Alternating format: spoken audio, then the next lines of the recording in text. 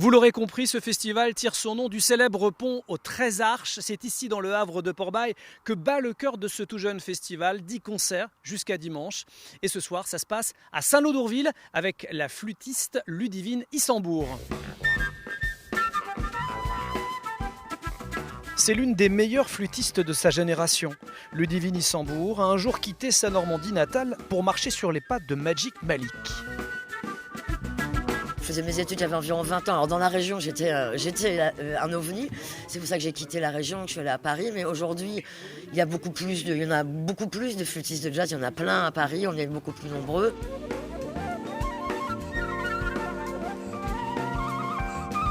Habituée aux grandes scènes, la Bayeuxaine apprécie ce retour aux sources dans le Cotentin.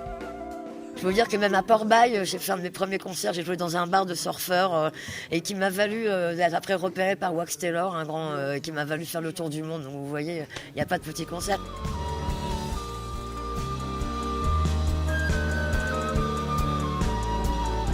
Aujourd'hui, elle défend son nouvel album Above the Laws et poursuit son projet Anti-Loops, projet avec lequel elle s'est produite en 2022 à Jazz sous les pommiers.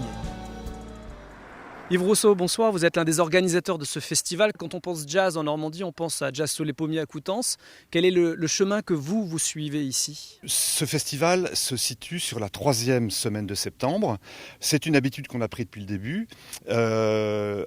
Jazz sous les pommiers ouvre. On ferme cette sorte de saison touristique et on a pris cette habitude parce qu'en fait on a ce vœu de s'adresser prioritairement au public de la Côte des Îles et au public qui vit ici.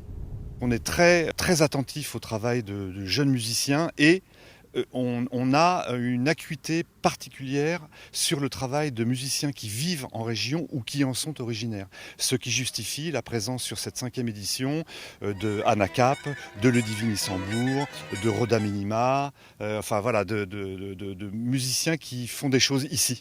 Merci beaucoup Yves Rousseau et sachez que le festival se terminera dimanche ici pour un concert en extérieur dans le Havre de Port-Bail, un concert gratuit qui promet d'être magique.